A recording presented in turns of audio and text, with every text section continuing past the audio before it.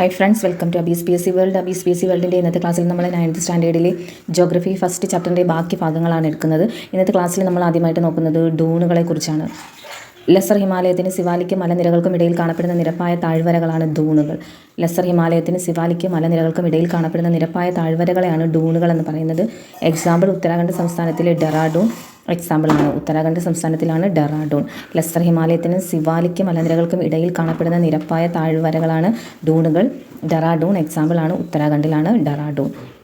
ഉയർന്ന പർവ്വത ചെരുവുകളിൽ കാണപ്പെടുന്ന വേനൽക്കാല പുൽമേടുകളാണ് ബുഗ്യാലുകൾ. അതായത് ലെസർ ഹിമാലയത്തിന് സിവാലിക്കും ഇടയിലുള്ള മലനിരകളുണ്ടല്ലോ, അതിൻ്റെ ഉയർന്ന പർവ്വത ചെരുവുകളിൽ കാണപ്പെടുന്ന വേനൽക്കാല പുൽമേടുകളാണ് ബുഗ്യാൽ. ശൈത്യകാലത്ത് മഞ്ഞിനടിയിലാകുന്ന ബുഗ്യാലുകൾ പലയിടങ്ങളിലും വിനോദസഞ്ചാരത്തിനായി പ്രയോജനപ്പെടുത്തുന്നു. ബുഗ്യാലുകൾ എന്ന് വെച്ചാൽ ഉയർന്ന പർവ്വത ചെരുവുകളിൽ കാണപ്പെടുന്ന വേനൽക്കാല പുൽമേടുകളാണ്. എക്സാമ്പിൾ ദയാര ബുഗ്യാൽ, ഗോർസോൺ ബുഗ്യാൽ. ദയാര ബുഗ്യാൽ, ഗോർസോൺ ബുഗ്യാൽ തുടങ്ങിയവ എക്സാമ്പിളാണ്. ആദ്യമായി നമ്മൾ ഡൂണുകളെക്കുറിച്ചും രണ്ടാമതായി നമ്മൾ ബുഗ്യാലുകളുമാണ് പഠിച്ചത്. ഡൂണുകൾ എന്ന് പറഞ്ഞാൽ ലെസർ ഹിമാലയത്തിന് സിവാലിക്ക് മലനിരകൾക്കും ഇടയിൽ കാണപ്പെടുന്ന നിരപ്പായ താഴ്വരകളാണ്. എക്സാമ്പിൾ ഡെറാഡൂൺ. പിന്നീട് നമ്മൾ ബുഗ്യാലുകളെക്കുറിച്ചാണ് പഠിച്ചത്.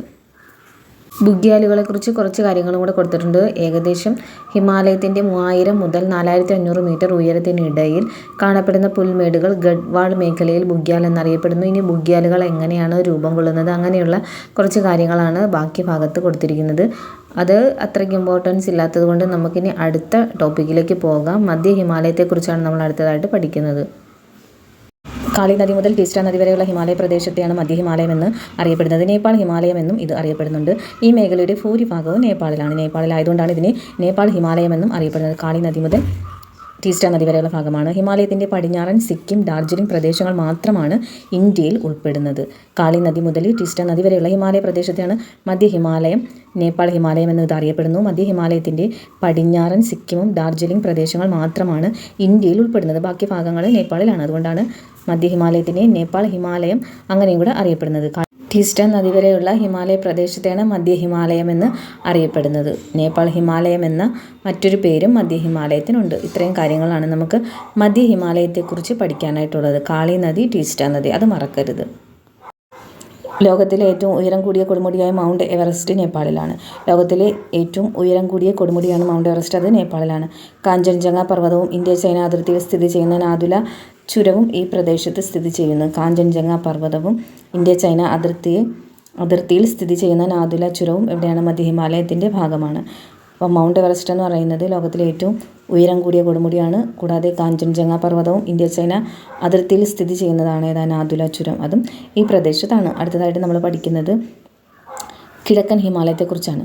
പടിഞ്ഞാറൻ ഹിമാലയത്തെ അപേക്ഷിച്ച് ഉയരം കുറഞ്ഞ മലനിരകളായ കിഴക്കൻ ഹിമാലയം ടീസ്റ്റ നദി മുതൽ കിഴക്ക് ബ്രഹ്മപുത്ര നദി വരെ കാണപ്പെടുന്നു. പടിഞ്ഞാറൻ ഹിമാലയത്തെ അപേക്ഷിച്ച് നോക്കുകയാണെങ്കിൽ കിഴക്കൻ ഹിമാലയത്തിന് ഉയരം കുറവാണ്, ഉയരം കുറഞ്ഞ മലനിരകളാണ്.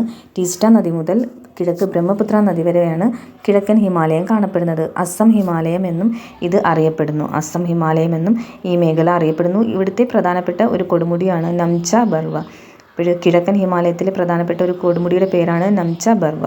ബ്രഹ്മപുത്ര, കാമെങ്, ലോഹിത്, സുബൻസിരി എന്നിവയാണ് പ്രധാന നദികളാണ് ബ്രഹ്മപുത്ര, കാമെങ്, ലോഹിത്, സുബൻസിരി തുടങ്ങിയവ. പ്രധാനപ്പെട്ട നദികൾ പറഞ്ഞു കഴിഞ്ഞു. ഇനി പ്രധാനപ്പെട്ട ചുരങ്ങൾ നോക്കാം. അരുണാചൽ പ്രദേശിനെ ടിബറ്റിലെ ലാസയുമായി ബന്ധിപ്പിക്കുന്ന ചുരമാണ് ബോംഡില. അരുണാചൽ പ്രദേശിനെ ടിബറ്റിലെ ലാസയുമായി ബന്ധിപ്പിക്കുന്ന ചുരം ബോംഡില. അരുണാചൽ പ്രദേശിനെ മ്യാൻമറുമായി ബന്ധിപ്പിക്കുന്ന ചുരമാണ് ദിഫു.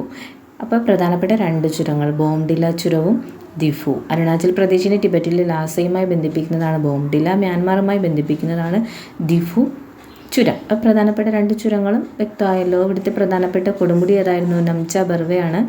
പിന്നീട് നമ്മൾ നദികളുടെ പേര് പഠിച്ചിട്ടുണ്ടായിരുന്നു. അതിനുശേഷം ചുരങ്ങളും പഠിച്ചു. അപ്പോൾ നമ്മൾ ഇന്നത്തെ ക്ലാസ്സിലെ ലാസ്റ്റ് ടോപ്പിക്കായിട്ട് പഠിച്ചത് കിഴക്കൻ ഹിമാലയത്തെക്കുറിച്ചാണ്. കിഴക്കൻ ഹിമാലയത്തെക്കുറിച്ച് വളരെ പ്രധാനപ്പെട്ട പോയിന്റുകളാണ് നമ്മൾ പഠിച്ചത്. നമുക്ക് മറ്റൊരു പുതിയ വീഡിയോയിലൂടെ വീണ്ടും കാണാം. അതുവരെ എല്ലാവർക്കും നന്ദി, നമസ്കാരം.